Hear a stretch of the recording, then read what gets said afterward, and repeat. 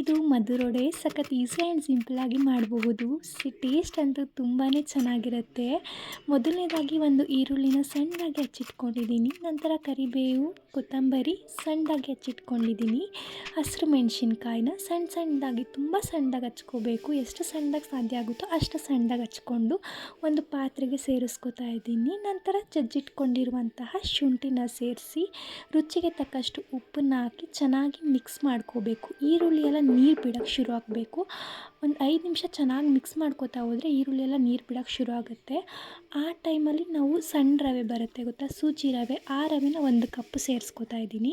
1 ಕಪ್ಪು ಸೂಜಿ ರವೆಗೆ ಅರ್ಧ ಕಪ್ಪು ಅಕ್ಕಿ ಹಿಟ್ಟನ್ನು ಸೇರಿಸ್ಕೊತಾ ಇದ್ದೀನಿ. 1/4 ಕಪ್ಪು ಮೈದಾ ಹಿಟ್ಟನ್ನು ಹಾಕ್ಕೊಂಡು ಚೆನ್ನಾಗಿ ಮಿಕ್ಸ್ ಮಾಡ್ಕೋಬೇಕು. ಈ ಈರುಳ್ಳಿ, ಹಸಿರು ಮೆಣಸಿನ್ಕಾಯಿ ಎಲ್ಲ ಏನಿದೆ ಅದ್ರ ಜೊತೆ ಚೆನ್ನಾಗಿ ಹೊಂದ್ಕೋಬೇಕು. ಆ ರೀತಿ ಚೆನ್ನಾಗಿ ಮಿಕ್ಸ್ ಮಾಡ್ಕೊಂಡ ನಂತರ ಒಂದು 2ರಿಂದ 3 ಟೇಬಲ್ ಸ್ಪೂನ್ ಮೊಸರನ್ನ ಸೇರಿಸಿ ಚೆನ್ನಾಗಿ ನಾದ್ಕೋಬೇಕು. ಲಾಸ್ಟಲ್ಲಿ ನಾವು ಜೀರಿಗೆನ ಸೇರಿಸಿ ಕ್ಲೀನಾಗಿ ಮಿಕ್ಸ್ ಮಾಡಿಕೊಂಡ್ರೆ ನಮಗೆ ಹಿಟ್ಟು ರೆಡಿ ಆಗುತ್ತೆ.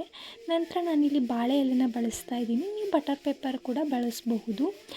ಬಾಳೆ ಎಲೆನ ಕ್ಲೀನಾಗಿ 2 ಸೈಡು ತೊಳ್ಕೊಂಡು ಕ್ಲೀನಾಗಿ ಡ್ರೈ ಮಾಡಿ ಸ್ವಲ್ಪನೇ ಎಣ್ಣೆ ಸವರಿ ಸ್ವಲ್ಪ ಸಣ್ಣದಾಗಿ ಉಂಡೆ ಮಾಡಿಕೊಂಡು ಈ ರೀತಿ ತಟ್ಕೋಬೇಕು. ಸ್ವಲ್ಪ ಮಂದಕ್ಕೆ ತಟ್ಟಿದ್ರೆ ಚೆನ್ನಾಗಿರುತ್ತೆ, ಅಂದರೆ ಟೇಸ್ಟ್ ಚೆನ್ನಾಗಿರುತ್ತೆ. ನೀವು ನೋಡ್ಬೋದು ಹೋಟೆಲಲ್ಲೆಲ್ಲ ಸಿಗೋ ಮಧುರೊಡೆ ಈ ರೀತಿ ದಪ್ಪದಾಗಿರುತ್ತೆ. ಟೇಸ್ಟ್ ಅಂತೂ ಸಖತ್ತಾಗಿರುತ್ತೆ. ಈ ರೀತಿ ತಟ್ಕೊಂಡು 2 ಸೈಡು ಕಾದಿರೋ ಎಣ್ಣೆಯಲ್ಲಿ ಬೇಯಿಸ್ಕೋಬೇಕು. ಈ ರೀತಿ ಒಂದು 2ರಿಂದ 3 ನಿಮಿಷ ಬೇಯಿಸ್ಕೊಂಡ್ರೆ ಸಾಕು. 2 ಸೈಡು ಚೆನ್ನಾಗಿ ಬೆಂದಿರುತ್ತೆ. ಲೋ ಫ್ಲೇಮಲ್ಲಿ ಬೇಯಿಸ್ಕೋಬೇಕು ನಿಧಾನವಾಗಿ. ನಂತರ ಮಧುರೊಡೆ ರೆಡಿ ಆಗುತ್ತೆ. ಟೇಸ್ಟ್ ಅಂತೂ ನಿಜವಾಗ್ಲೂ ಸೂಪರಾಗಿರುತ್ತೆ. ನೀವು ಕೂಡ ಟ್ರೈ ಮಾಡಿ ಹೇಗೆ ಬಂತು ಅಂತ ಕಾಮೆಂಟಲ್ಲಿ ತಿಳಿಸಿ. Thank you.